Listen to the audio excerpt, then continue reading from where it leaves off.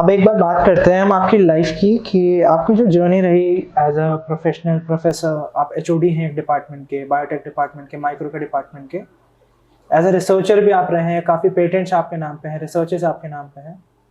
तो आपकी जो जर्नी रही है अब तक की इस फील्ड में, तो क्या क्या स्टेप्स आपने लगातार फॉलो करे जो आप अब इस मुकाम पे पहुंच चुके हैं कि आप एक प्रोफेशनल रिसर्चर, अगर आपसे कोई बात करता है तो एक प्रोफेशनल रिसर्चर मेरे सामने बैठे हैं। एक्चुअली मेरी जो प्राइमरी एजुकेशन वो केंद्रीय विद्यालय से हुई। उसके बाद मैं मास्टर्स में सीसीएस, बैचलर और मास्टर्स में सीसीएस यूनिवर्सिटी मेरठ का ही स्टूडेंट रहा। I was in college and after my masters I went to Indian Agriculture Institute New Delhi. That was a turning point. What was the spark? So during my masters we were had a tour to the Indian Agriculture Institute and we went to the different laboratories. So उसी दिन मैंने मन बना लिया, lab देखी मैंने, electron microscope देखा, बड़े बड़े सेंट्रीफ्यूज देखे, अल्ट्रा सेंट्रीफ्यूज देखे, फर्मेंटर देखा। और तो मैंने उस दिन, मुझे इतना स्पार्क हुआ वहाँ जाके कि काम करना है तो ऐसी जगह करना है, मैं तो कोई मतलब नहीं होता।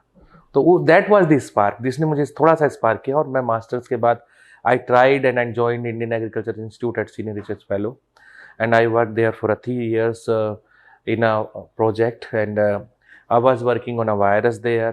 I was from a biology background, and now I started working in the area of viruses, biotechnology.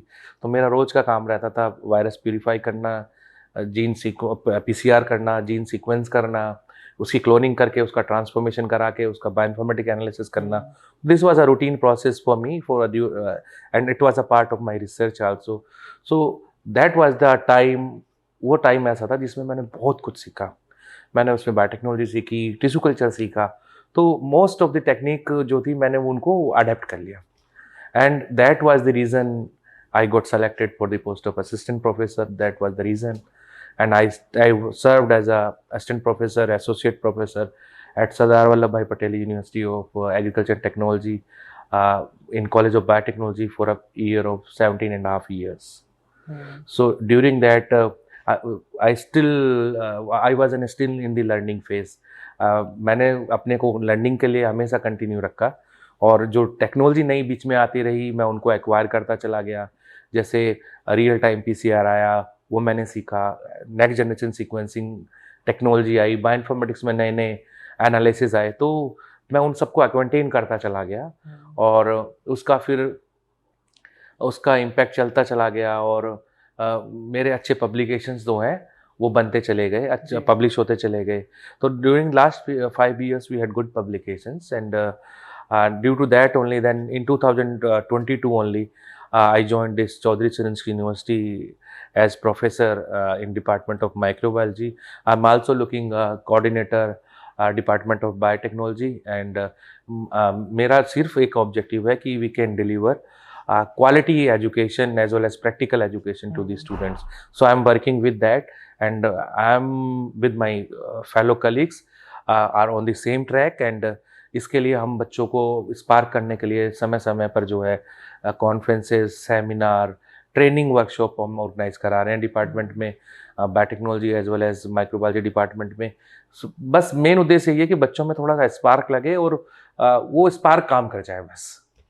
So that was the main thing. तो ये मेरी जर्नी थी एक केंद्रीय विद्यालय से लेकर चौधरी चरण सिंह तक पहुंचने की। और still I have some students, I am following that journey. चलिए, ये तो आपकी जर्नी हुई जो आपने इतनी करी। अब अगर आप आपके स्कूल टाइम की बात करते हैं, जब आप स्कूल में तो आप कैसे स्टूडेंट रहे थे? अगर मैं एक नॉर्मल बात करूं, बहुत Yes. पढ़ाकू स्टूडेंट? नहीं, मैं अच्छा पढ़ने में तो मुझे, I was a monitor from first class to 12th class. I was Okay. Monitor in the class, and perfect I was also, मैं परफेक्ट भी रहा हूँ। पढ़ने में भी अच्छा था, मेरा मैथ अच्छा नहीं था ऑनेस्टली। तो आप bio में आ गए इसलिए। That's why I was in bio, and my main choice was medical sciences. बहुत सारे रीजंस थे। मेडिकल साइंस भाई देखो, तो मैं during that period I applied for, after that I applied for MSc biotechnology. वो मेरा वेटिंग में था, फीस ज़्यादा थी तो मैं नहीं कर पाया, तो I went to the MSc botany. Okay. So and that, so and there was a huge difference among that fees also. So it was 45,000 per annum and it was 1,800 per annum. So I did my masters with nearly 5,000 rupees. So and but मेरे अंदर जो learning करने की जो वो थी इच्छा थी वो that was the main thing कि मुझे वो बाहर निकाल के और मुझे आज उस स्टेज पे मैं पहुंचा हूँ. तो that was I was a good student. अगर आप मेरे टीचर्स कभी मिलेंगे तो आपको बताएंगे. मैथ्स मेरी I was having maximum marks in English, Hindi, science, सारे सब्जेक्ट में मेरे मैक्सिमम. मैथ्स में कम रहते थे. That was the reason. Okay, तो 3 टाइम फेज के बारे में बात करते हैं हम कि बायोटेक्नोलॉजी या बायो वर्ल्ड का पास्ट क्या था, प्रेजेंट क्या चल रहा है, और अगर हम फ्यूचर की बात करें तो क्या ऐसी चीज़ हम देख सकते हैं जो ह्यूमन वेलफेयर के लिए काम आ सकती है. पहले पर्टिकुलरली आज से 5 साल पहले और आज और 5 साल बाद क्या होने वाला है ऐसा. देखिए 5 साल पहले जैसे मैंने बताया बहुत सारी चीज़ें ऐसी थी हमारे उसमें कि भाई टेक्नोलॉजी किसी भी सेंस में लें, टेक्नोलॉजी तो इवॉल्विंग अप है. वो तो एक स्टेज से दूसरी स्टेज पे बढ़ती जा रही है. Everyday new technology is coming up. उस टेक्नोलॉजी के साथ साथ डायग्नोस्टिक्स में की अगर हम बात करते हैं, डायग्नोस्टिक्स में चेंज होता चला गया. जैसे मैंने अभी बताया आपको, पहले बायोकेमिस्ट्री बेस्ड एसेस थे, अब मॉलिक्यूलर बेस्ड, बीच में मॉलिक्यूलर बेस्ड एसे आए, और अब जो है आपके जीनोमिक्स बेस्ड एसे आए. तो ये 3 शिफ्ट हो गया, 3 डिकेड की अगर हम बात कर रहे हैं. तो बायोकेमिकल से स्टिल बायोकेमिकल अभी भी सस्टेन करता है, लेकिन क्या है बायोमोलिकुलर बायो को उसको कर लिया हमारे मॉलिक्यूलर टेक्निक्स ने. अब मॉलिक्यूलर टेक्निक्स से अब हम जा रहे हैं जीनोमिक्स बेस्ड डिडक्शन पे. तो जीनोमिक्स बेस्ड डिडक्शन, और उस डिडक्शन के साथ साथ अब जो जनरेशन है, अब जो काम चल रहा है उसमें उस जेनेटिकल डिजीज को आइडेंटिफाई भी करना है, उसको बायोटेक्नोलॉजी या जेनेटिक इंजीनियरिंग की हेल्प से उसको करेक्ट भी करना है. आइडेंटिफाई तो करा साथ में करेक्ट भी करना है. करेक्ट कैसे करना है, नई टेक्नोलॉजी आ रही है ना, जीन एडिटिंग है, क्रिस्पर कैस जिसे हम बोलते हैं, पर्सनलाइज थेरेपी. अभी क्या है कि आपकी दवाई आपके हिसाब से आपकी दवाई बन के आएंगी, आपके जिस जीन की प्रॉब्लम है उस जीन बेस्ड आएंगी. तो टेक्नोलॉजी में एक बहुत बड़ा शिफ्ट हुआ है in every science, in every मतलब every area of life science, सभी एरिया में. अब जैसे बैक्टीरिया है, पहले बैक्टीरिया थे, अब क्या है उन बैक्टीरिया में अब आइडेंटिफाई हुआ कि भाई उनमें चेंजेस हो रहा है. अब उन चेंजेस को सही कैसे कर रहे हैं वो काम चल रहा है. तो ये तो एक फेज है कि हर 10 साल बाद आपको कुछ नया चेंज मिलेगा. भाई जैसे पहले, अब हम सीक्वेंसिंग का अगर हम एग्जाम्पल लेते हैं साइंस में, बायोटेक्नोलॉजी में, तो पहले सीक्वेंसिंग मशीन जो आती थी, मैक्सिमम गिलबर्ट मेथड हुआ करता था, तो उस सैंगर डायडॉक्सी मेथड हुआ करता था. उसमें मैक्सिमम जो साइज था जीनोम सीक्वेंसिंग का वो 650 बेस पेयर था. 650 750 तक मैक्सिमम रीड जाती थी. लेकिन अभी फिर बीच में कुछ और प्लेटफॉर्म आए, और अब जो प्लेटफॉर्म है उस बीच में ये था कि अब मिलियंस और बिलियंस ऑफ डाटा है. अभी क्या है, एक सिंगल छोटी सी डिवाइस है, मिनी आयन सीक्वेंसर है, छोटा सा डिवाइस है, सस्ता सा डिवाइस है, उससे आप huge number of data generate कर सकते हैं एक ही रिएक्शन में. तो टेक्नोलॉजी दिन पे दिन जो है टेक्नोलॉजी में चेंजेस, फ्रेम शिफ्ट होता आ रहा है. तो टेक्नोलॉजी इवॉल्विंग अप, लेकिन हमें क्या है, हमें इस फेज में बने रहने के लिए उन सब से टेक्नोलॉजी को अडॉप्ट करना पड़ेगा. हमारे जो यंग यूथ है उसको नई टेक्नोलॉजी के साथ साथ पुरानी टेक्नोलॉजी को भी उनको पता होना चाहिए. तो ये एक इसका पर्सपेक्टिव है. सेम भाई पहले वैक्सीन्स की अगर हम बात करते हैं, पहले सिंगल पैथोजन के अगेंस्ट वैक्सीन बनाते थे हम. भाई अभी क्या है कि अब डेंगी है, आज की डेट में बहुत प्रेवलेंट है डेंगी. अब डेंगी एक वायरस तो है नहीं, डेंगी की तो बहुत सारी वायरसेस हैं, डेंगी के बहुत सारे स्ट्रेन्स हैं. तो अभी क्या है, एक स्ट्रेन अगर हम वैक्सीन बनाते हैं तो एक स्ट्रेन तो वो काम नहीं करेगी, पता चला उस पेशेंट को, सामने वाले को कौन सा स्ट्रेन है. तो मल्टीवैलेंट वैक्सीन बन रहे हैं. मतलब एक ही वैक्सीन जो है नंबर ऑफ पैथोजेंस के against, number of dinghy strains के अगेंस्ट काम कर सकता है, even number of different pathogens के अगेंस्ट काम कर सकता है. पहले डायग्नोसिस होता था एक पैथोजन का, अभी डायग्नोस्टिक्स आप मल्टी डायग्नोसिस कर सकते हैं, एक ही रिएक्शन मल्टीप्लेक्सिंग कर सकते हैं, एक ही रिएक्शन में नंबर ऑफ पैथोजेंस को हम डायग्नोस कर सकते हैं. तो टेक्नोलॉजी इज सेम, वैक्सीनेशन का मैंने बताया, ऐसी थेरेपी का है. तो it's a changing scenario. Okay, जैसे बीइंग अ बायोटेक्नोलॉजी स्टूडेंट, जब मैंने नैनो बायोटेक्नोलॉजी को पढ़ा था तो मुझे बहुत क्यूरियोसिटी से आ गई थी इस टॉपिक में कि एक नैनो फील्ड पे जाके, नैनो साइज पे जाके किसी पार्टिकल को यूज़ करना, उसकी प्रॉपर्टीज़ चेंज करके उसको ह्यूमन वेलफेयर में इस्तेमाल करना, मतलब बहुत अच्छा मेरे को उसमें इंटरेस्ट आ रहा था जब मैंने उसके बारे में पढ़ा था उसको। नहीं, बिल्कुल सही बात है।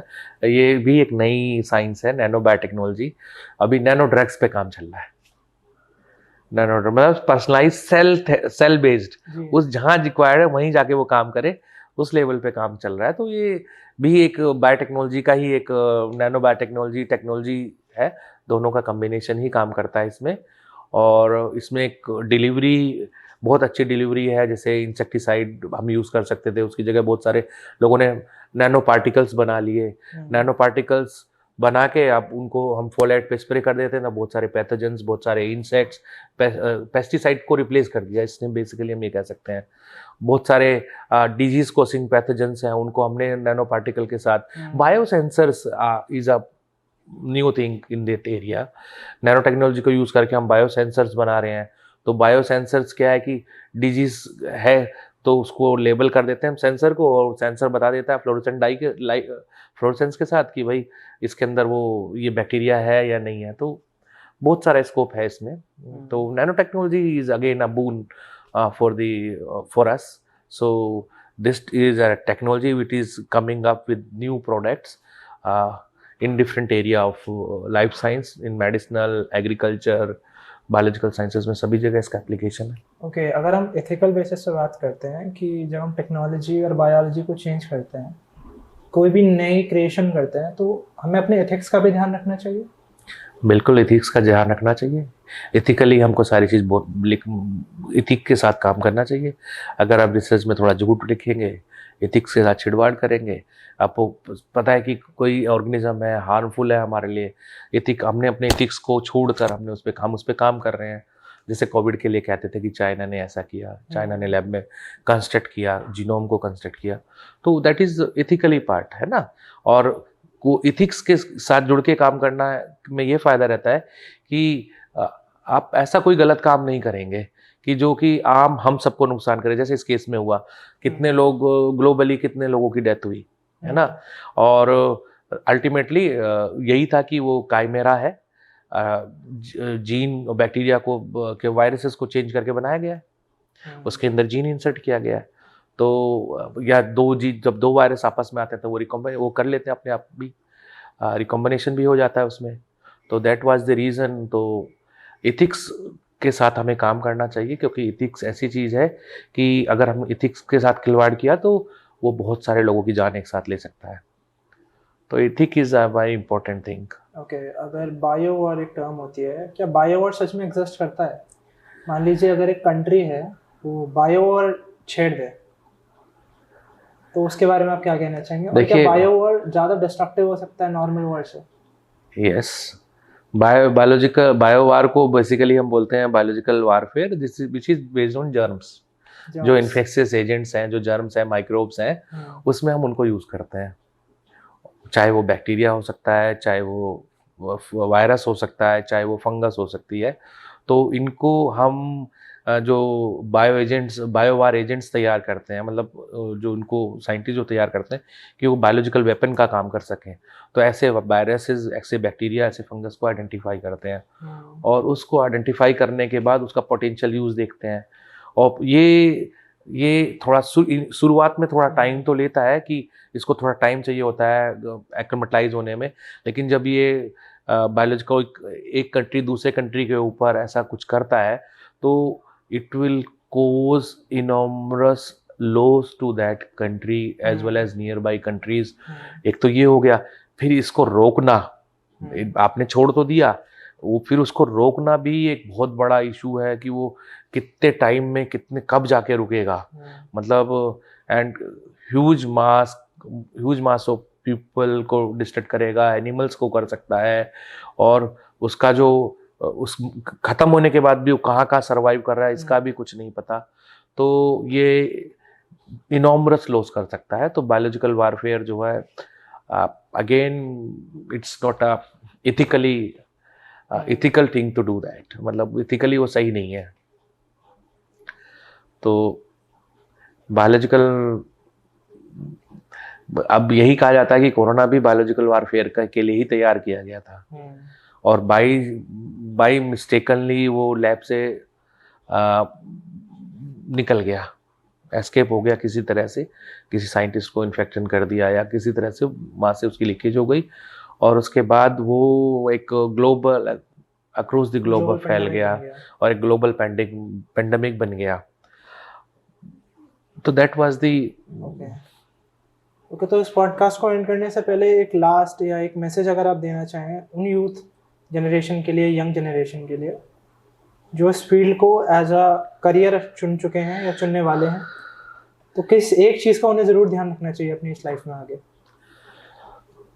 मेरा तो स्टूडेंट्स को, जो पोटेंशियल स्टूडेंट्स और जो स्टूडेंट्स हैं, परस्यूइंग स्टूडेंट्स हैं in the area of biotechnology, microbiology और बायोइन्फॉर्मेटिक्स, तो मैं तो उनको यही सलाह दूंगा कि भाई जो जिस सब्जेक्ट को आप पढ़ रहे हो उसमें इनॉर्मस स्कोप है। पहली चीज़, इसके बहुत सारे एप्लीकेशंस हैं। आप एंटरप्रेन्योर से लेके आपको बहुत अच्छी जॉब मिल जाएंगी, you will get enormous perk, अच्छी पर्क मिलेगी आपको।